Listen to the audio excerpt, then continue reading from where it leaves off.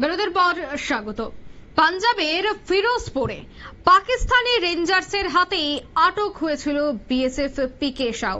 বর্তমানে সুস্থ আছেন বলেই দাবি করেছেন হুগলির শ্রীরামপুরের সাংসদ কল্যাণ ব্যানার্জি। ধৃত বিএসএফ কর্মী হুগলির বাসিন্দা। শনিবার সকালে বিএসএফ এর ডিজির সঙ্গে এই নিয়ে কথাও বলেছেন কল্যাণবাবু। কল্যাণবাবুর মূলত বক্তব্য যে ডিজি তাকে জানিয়েছেন আটক বিএসএফ কর্মী পিকে সাউ ভালো আছেন, তাকে দেশে ফেরানোর জন্য সমস্ত রকম চেষ্টা কিন্তু এবার চালানো হচ্ছে।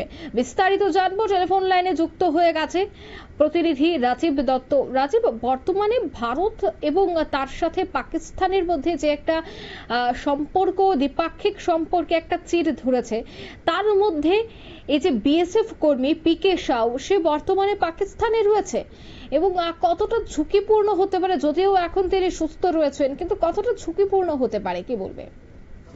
বলি যে ভারতের সঙ্গে পাকিস্তানের সম্পর্ক ছিন্নই হয়ে গিয়েছে, কূটনৈতিক কোনো সম্পর্ক নয়। যেমন জানো যে ওয়াঘা বর্ডার বন্ধ করে দেওয়া হয়েছে, পাকিস্তানের নাগরিকদের চলে যেতে বলা হয়েছে। এই অবস্থায় একজন বিএসএফ কর্মী তিনি তাকে ধরে রেখেছে কিন্তু পাকিস্তান রেঞ্জার, তবে পূর্ণম কুমার সাউ।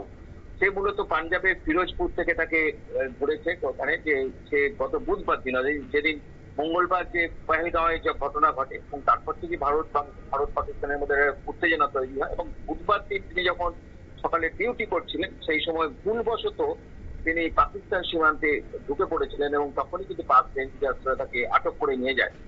আজকে তাকে কিন্তু উদ্ধারের জন্য চেষ্টা হচ্ছে, তাদের দ্রুততার সঙ্গে ফিরিয়ে আনার চেষ্টা হচ্ছে। কিন্তু সমস্যা, যখন অঙ্কিতের সমস্যা তো হচ্ছে, একটা ভারতের সঙ্গে আমাদের কোনো সম্পর্ক নেই, তার মধ্যেও কিন্তু পাক রেঞ্জার্সদের সঙ্গে কিন্তু দুবার বিএসএফ ফ্ল্যাগ মিটিং করেছে এবং সেখানে তাদের সঙ্গে তাদের কাছে দাবি জানানো হয়েছে দ্রুততার সঙ্গে ছেড়ে দেওয়া এবং ছাড়তে।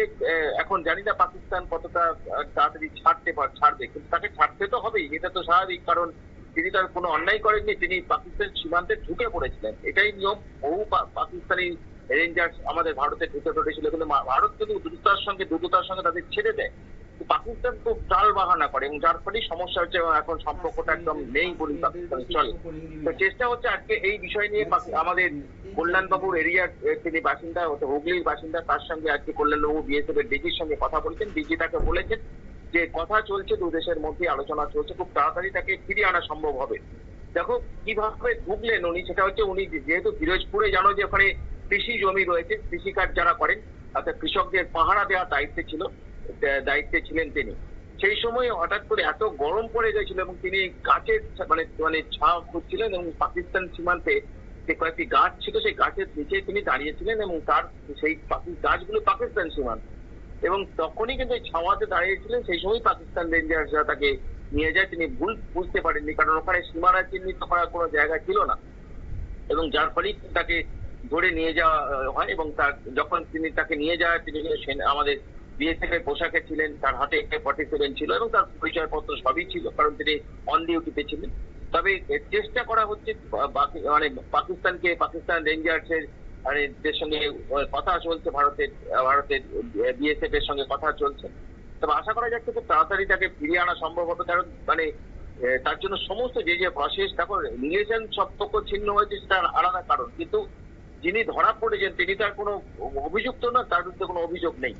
তাই আশা করা যাচ্ছে, কিন্তু পাকিস্তানের কাছে আশা করাটা খুব যায় না, কারণ পাকিস্তান এমন একটা দেশ, খতরনাক দেশ, তাদের কাছে কোনো কিছুই আশা করা যায় না।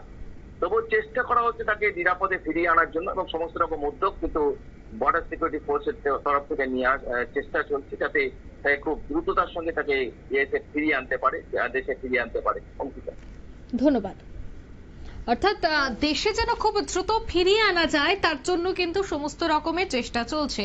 সাংসদ কল্যাণ তিনিও কিন্তু এই বিষয়টা নিয়ে কথাবার্তা বলছেন। কল্যাণ বন্দ্যোপাধ্যায়ের সেই বক্তব্যও কিন্তু এবার ছড়িয়ে পড়েছে বিভিন্ন সংবাদ মাধ্যমে। যাই হোক, তবে খুব দ্রুতই যেন ফিরিয়ে আনা যায় এই বিএসএফ জওয়ানকে, সেটাই কিন্তু এখন চেষ্টা চালাচ্ছে ভারত সরকার। নিয়ে নিচ্ছে ছোট্ট একটি বিজ্ঞাপন বিরতি, সঙ্গে থাকুন।